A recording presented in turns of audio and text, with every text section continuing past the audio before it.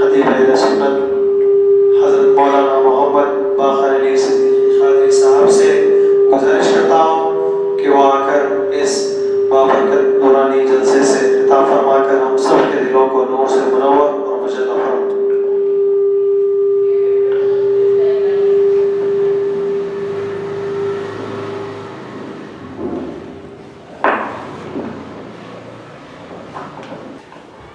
السلام علیکم ورحمۃ اللہ وبرکاتہ۔ الحمد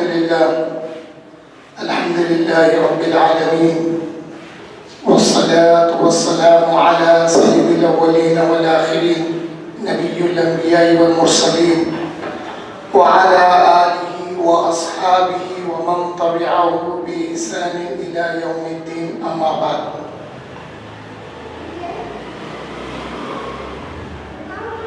قال الله تعالى: أعوذ بالله من الشيطان الرجيم، بسم الله الرحمن الرحيم، والذي جاء بالصدق وصدق به أولئك هم المتقون، صدق الله العظيم۔ الحديث عن عائشة رضي الله عنها قال رسول الله صلى الله عليه وسلم: من سره أن ينظر إلى رجل من أتيق من النار فلينظر إلى أبي بكر، أو كما قال عليه الصلاة والسلام۔ محمد مصطفیٰ کا جانشین صدیق اکبر ہے۔ محمد مصطفیٰ کا جانشین صدیق اکبر ہے، بجز پیغمبروں کے سب سے اعلیٰ اور سب سے برتر ہے۔ میں حد مفتری ماروں گا، یہ فرمان حیدر ہے۔ گر منکر ہو کوئی فضل سے صدیق کے، میں حد مفتری ماروں گا، یہ فرمان حیدر ہے۔ علی مرتضیٰ کے قول پر حسرت کا ہے ایمان۔ حسرت بحر العلوم مولانا عبدالقدیر صدیقی رحمۃ اللہ علیہ، جو یا جیلانی شین اللہ جن کا کلام ہے، جیسے اعلیٰ حضرت کی ذات مصطفیٰ جامع رحمت پہ لاکھوں سلام کے ذریعے ساری دنیا میں جانی پہچانی جاتی ہے، اسی طرح بحر العلوم کو یا جیلانی شین اللہ جو آپ نے کلام لکھا ہے، اس کی نسبت سے اہل سنت والجماعت اچھے سے جانتے ہیں۔ بحر العلوم فرماتے ہیں: علی مرتضیٰ کے قول پر حسرت کا ہے ایمان، محمد مصطفیٰ کا جانشین صدیق اکبر ہے۔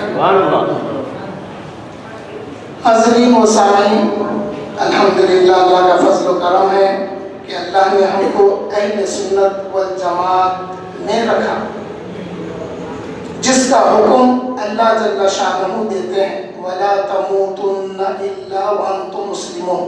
اس کی تفسیر پڑھیے، اس میں اللہ فرماتے ہیں: اے ایمان والو، اس وقت تک نہ مرو جب تک کہ تم اہل سنت میں شامل نہ ہو جاؤ۔ آپ تعجب مت کریے، اہل سنت والجماعت کی کوئی نیا نام، نیا کانسیپٹ، نیا نظریہ، نئے عقیدے نہیں ہے۔ وَاعْتَصِمُوا بِحَبْلِ اللَّهِ جَمِيعًا وَلَا تَفَرَّقُوا، اس کی آیت میں حضور صلی اللہ علیہ وسلم نے اہل سنت والجماعت کا لفظ لے کر فرمایا ہے۔ امام جلال الدین سیوطی نے در منصور میں اس کی روایت کی ہے۔ ناز ہونا چاہیے کہ ہم سنی ہیں، اور سنیت کی پہلی سری صدیق اکبر ہے۔ سنیت کی پہلی سری صدیق اکبر ہے۔ حاضرین محترم، جس آیت کریمہ کا میں نے شرح تلاوت حاصل کیا ہے، اس میں اللہ جل شانہ تعریف فرماتے ہیں حضور صلی اللہ علیہ وسلم کی، اور حضور پر جنہوں نے ایمان لایا ان کی۔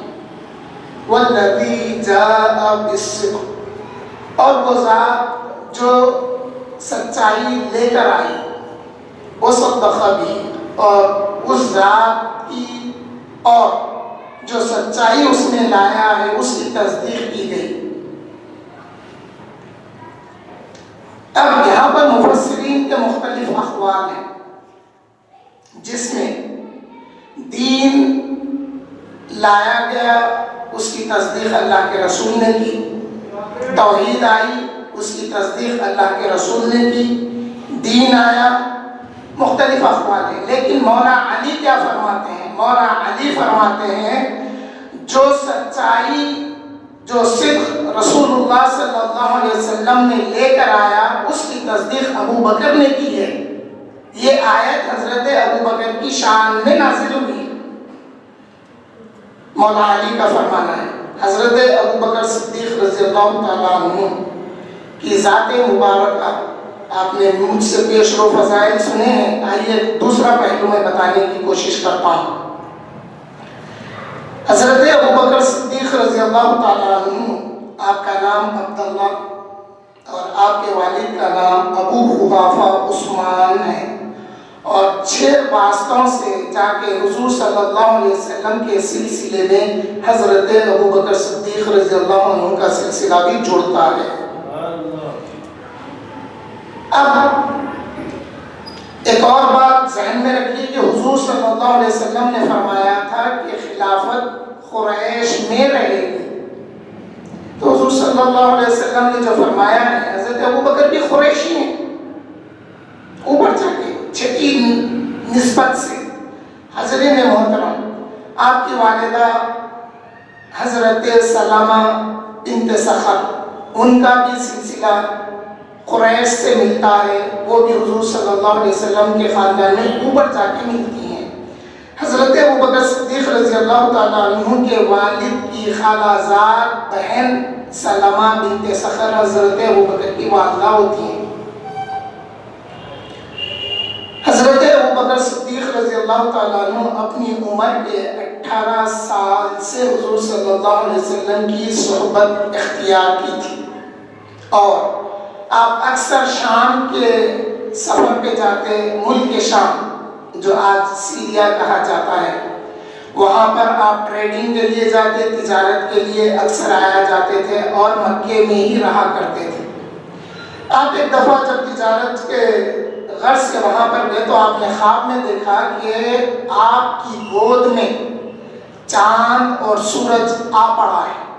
آپ فوری اس کو اٹھاتے ہیں، اپنے سینے سے لگا لیتے ہیں، اس کو بوسہ دیتے ہیں، اور جو چادر آپ کے پاس تھی اس چادر کو ڈھانک لیتے ہیں۔ یہ خواب دیکھنے کے بعد میں صبح آپ نے وہاں پر جو عیسائیوں کا راہب تھا اس سے اس کی تعبیر پوچھنے کے لیے جب گئے تو وہ راہب پوچھنے لگا کہ تم کون ہیں؟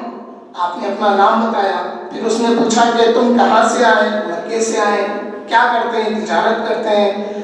بڑی تفصیل اس نے پوچھا، پوچھنے کے بعد بتایا کہ عنقریب مکے کی زمین سے محمد نامی صلی اللہ علیہ وسلم وہ اعلان نبوت کریں گے، اور وہ امین ہوں گے، اور ہماری کتابوں میں ان کی بڑی تعریف آئی ہے۔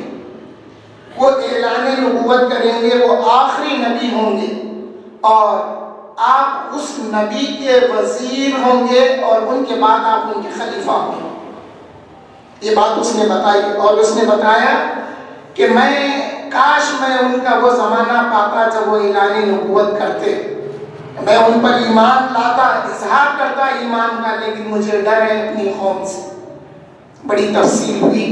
اس کے بعد حضرت ابو بکر صدیق رضی اللہ تعالیٰ عنہ کے دل میں حضور صلی اللہ علیہ وسلم کی محبت اور پختہ ہو گئی۔ آپ واپس مکہ مکرمہ آئے، روزانہ بارگاہ رسالت میں حاضری دیتے، شام ہوتے ہوتے آپ واپس ہو جاتے، خاموش ہیں۔ 3 دن گزر گئے۔ اللہ کے رسول نے پوچھا کہ یا ابا بکر، کیا بات ہے؟ تم روز میرے پاس آتے ہیں اور وقت گزار کر چلے جاتے ہیں، کوئی بات نہیں کرتے۔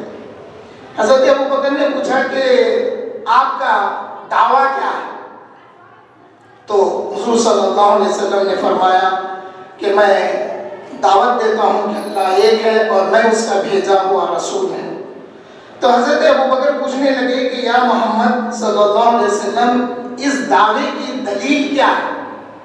تو حضور صلی اللہ علیہ وسلم نے فرمایا اے ابو بکر، کیا تمہارے لیے کافی نہیں ہے جو خواب تم نے ملک شام میں دیکھا تھا اور جس کی تعبیر اس راہب نے تم کو بتائی تھی؟ یہ حضور صلی اللہ علیہ وسلم کے فرمانے کے بعد حضرت ابو بکر صدیق رضی اللہ تعالیٰ عنہ آگے بڑھتے ہیں، اپنا دست مبارک حضور کے دست مبارک میں دے کر ایمان لاتے ہیں۔ یہ ہے حضرت ابو بکر صدیق رضی اللہ تعالیٰ۔ جب آپ ایمان لائے تو آپ کے پاس 40,000 دینار یا درہم تھے۔ جب آپ ہجرت کے لیے نکلے تو آپ کے پاس 5,000 بچ گئے تھے۔ سارا مال آپ نے حضور صلی اللہ علیہ وسلم کی خدمت میں پیش کر دیا تھا۔ حاضرین محترم، جہاں پر حضرت ابو بکر صدیق رضی اللہ تعالیٰ عنہ کی فضیلت یہ ہے، اور اگر آپ حضرت ابو بکر صدیق رضی اللہ تعالیٰ عنہ کی زندگی کو پڑھیں گے تو آپ کے عشق اور حضور کے ساتھ والہانہ محبت کا جو کردار آپ نے نبھایا ہے اس کی مثال نہیں ملتی۔ میں آپ کو ایک دوسرا پہلو بتانا چاہتا ہوں۔ اگر آپ ہجرت کا واقعہ پڑھیں گے تو اس میں کئی پہلو نمایاں ہوں گے، لیکن موجودہ دور کا تقاضا جیسے آج یہ باتیں بتانے کی ہے اور ہم اپنی ذمہ داری سے بتاتے ہیں، جو بھی کہیں گے ہم ذمہ دار رہیں گے اس بات کی۔ بعد میں صدر صاحب یا متولی مسجد سے نہیں پوچھنا، ہم سے پوچھ سکتے ہیں۔ حاضرین محترم، موجودہ دور میں جو گستاخیاں ہو رہی ہے، کیا اس کا جواب دیا جا رہا ہے؟ ایک بات یاد رکھیں، جو اللہ اور اس کے رسول کا دفاع نہیں کرتا اس کا اپنا دفاع بھی نہیں ہوتا۔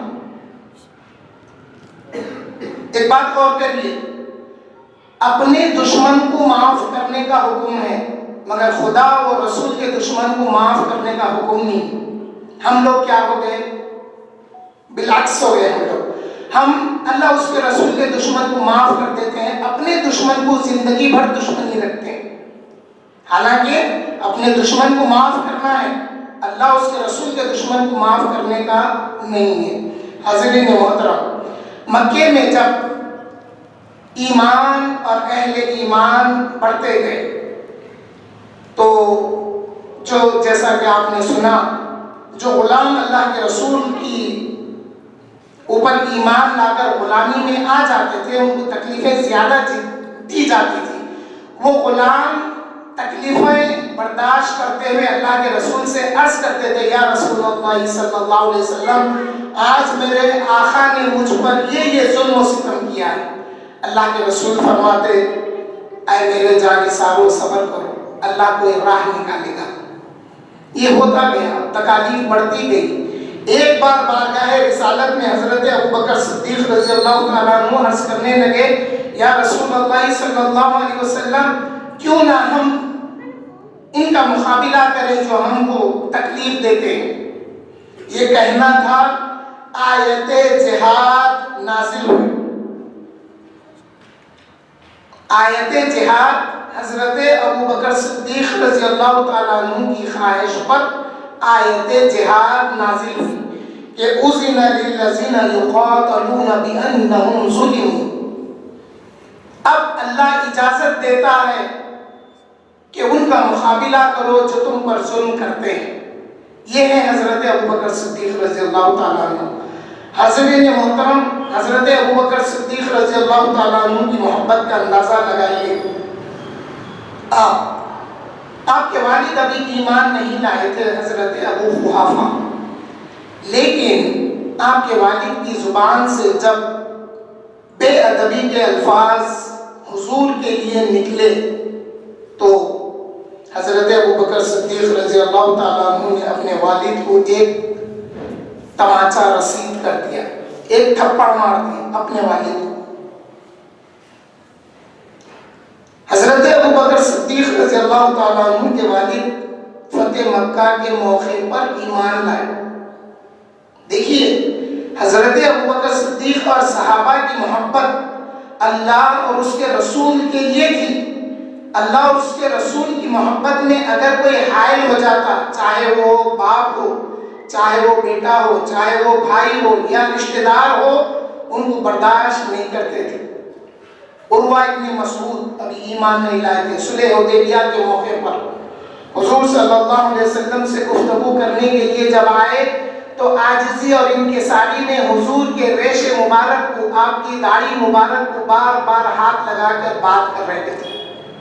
ایک شخص بازو کھڑے تھے، چادر اوڑھے ہوئے، ان کے ہاتھ میں نیزہ تھا، وہ نیزہ لے کر وہ عروہ ابن مسعود کے ہاتھ کو مار کے بولتے اخر یدک، تم اپنا ہاتھ ہٹاؤ رسول اللہ سے۔ اور انہوں نے بندر کا بھی لفظ استعمال کیا، بار بار یوں ہاتھ کر رہے تھے وہ، تو بولے بندر کی طرح یہ ہاتھ کیا کر رہا ہے، میرے رسول سے اپنے ہاتھ کو دور کرو۔ وہ سر اٹھا کے پوچھنے لگے کہ یہ کون ہے، تو پتا چلا یہ ان کا بھتیجا تھا۔ حاضرین محترم، آج ہم کہاں آ گئے؟ پہلے جب گستاخی کی گئی، سلمان رشدی جب گستاخی کیا تو اہل سنت سے زیادہ دوسروں نے دفاع کیا، فتویٰ لگایا، قتل کا انعام لگایا۔ آج وہ کیسی زندگی گزار رہا ہے؟ محروس زندگی گزار رہا، چھپی ہوئی زندگی گزار رہا ہے۔ پھر تسلیمہ نسرین کا معاملہ آیا، اس پر بھی فتویٰ لگایا گیا، اس کو دھمکایا گیا، انعام رکھا گیا۔ آج کیا ہو رہا میڈیا پر؟ کیا کوئی جواب دے رہا ہے؟ علماء خاموش، سیاست کے سربراہ جو اپنے آپ کو مسلمانوں کا رہنما سمجھتے ہیں وہ بھی خاموش۔ کیوں؟ یہ کہاں لے جا رہے ہیں ہم کو؟ 6 دسمبر کو سال میں ایک بار بابری مسجد کا غم منایا جاتا تھا، وہ بھی ہم سے ختم کر دیا گیا۔ ایک ذہن دیا گیا، ان کی بولی اپنے لوگ سن کر ہم کو سنا کے خاموش کر دیے۔ ان کی بولی کیا تھی؟ تم سمجھاؤ کہ اس معاملے میں ہم سپریم کورٹ کا ججمنٹ مانیں گے۔ کیسا بولتے تم؟ کلمہ پڑھنے کے بعد میں کیسا بولتے تم؟ کیا تم کو یقین تھا قرآن اور شریعت کی روشنی میں ججمنٹ آئے گا؟ قوم کو گمراہ کر دیے۔ کیا ہوا پچھلے ٹائم؟ کچھ نہیں ہوا۔ یہی موقع تھا میلاد النبی کا، آفتاب خطابت کی معیت میں ہم ایک جلسے میں تھے، میں نے اعلان کیا، میں بولا کہ پیسے والوں کو چاہیے اور ایسوں کو چاہیے جو ان کی بولی بولتے ہیں وہ یہ بولے، ہر شہر میں، ہندوستان کے ہر شہر میں ایک وہ مسجد بنائی جائے اور اس کی تاریخ لکھی جائے اسی اسٹرکچر میں، تاکہ لوگ دیکھ کے پہچانے کہ یہ ہماری بابری مسجد تھی۔ آج ہوتے ہوتے کیا ہوا؟ دیکھیے حالات اور بگڑیں گے۔ کیوں؟ ہم لوگ دفاع نہیں کر رہے۔ چھوڑیے ان لوگوں کو، اپنے سے جو ہو سکتا، اگر بولنے کی قوت ہے بول کے دفاع کریں، پیسے کی قوت ہے پیسہ لگائیے، لوگوں کو ذہن دینا ہے ذہن دیجئے، دفاع کریے دین کا اور رسول اللہ صلی اللہ علیہ وسلم کی عظمت کا۔ حاضرین محترم، الیکشن سے پہلے یہ 1-2 نہیں، یہ بہت نکلیں گے، ایسے بہت نکلیں گے اور یہ بہت بولیں گے۔ کیا ہم میں قوت اور طاقت باقی نہیں رہی؟ موب لنچنگ کا معاملہ آیا، کلکتہ میں شخص کو مار دیا گیا، اس کے بعد سے آج تک موب لنچنگ نہیں۔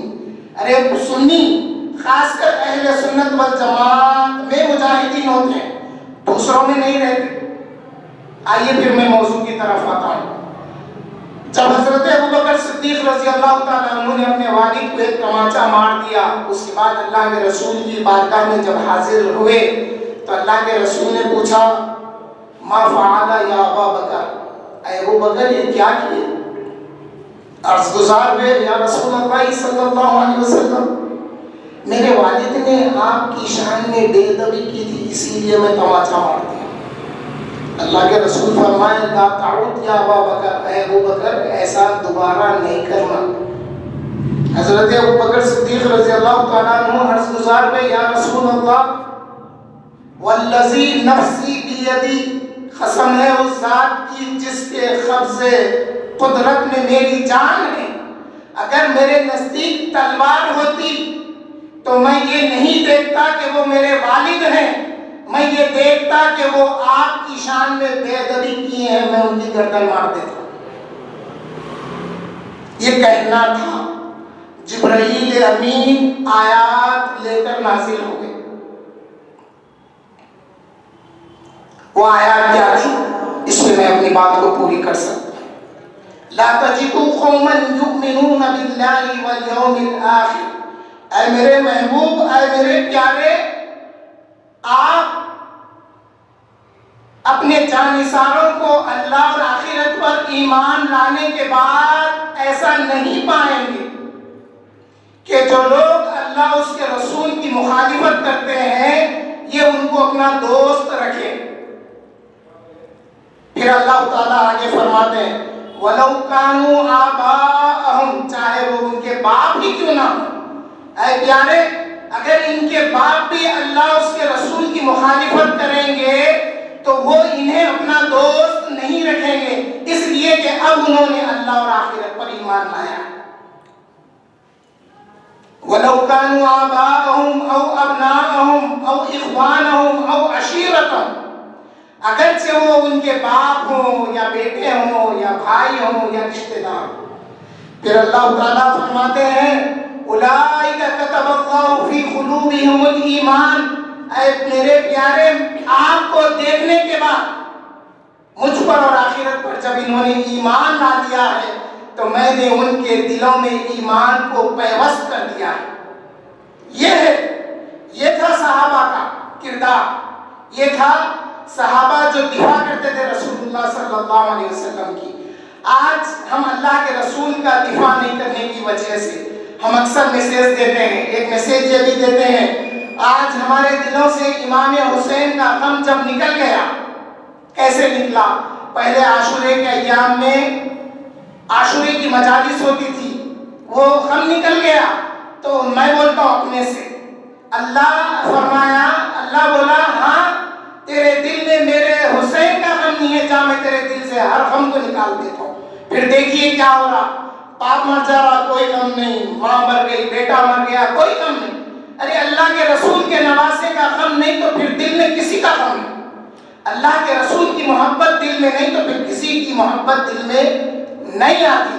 آج ہم اللہ اس کے رسول کا دفاع نہیں کرنے کی وجہ سے آج ہمارے بچوں کے سامنے اگر ہماری کوئی بات کی جاتی ہے، ہمارے خلاف بولا جاتا ہے، بچے سن کے خاموش بیٹھ جاتے ہیں.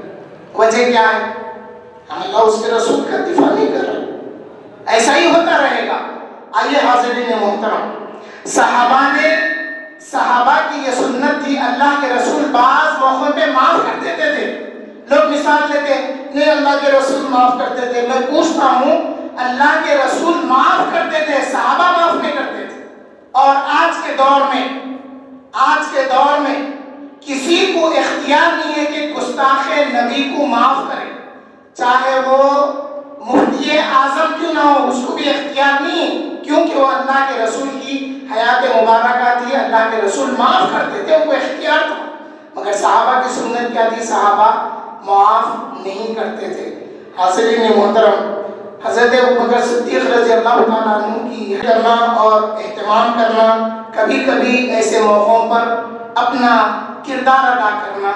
اللہ تعالیٰ سے دعا کرتا ہوں کہ اللہ تعالیٰ ہم کو صدیق اکبر رضی اللہ تعالیٰ عنہ کی محبت میں سے کچھ محبت عطا کرے تاکہ وہ ہمارے لیے باعث نجات ہو. سبحان ربک رب العزت عما یصفون وسلام علی المرسلین والحمد للہ رب العالمین.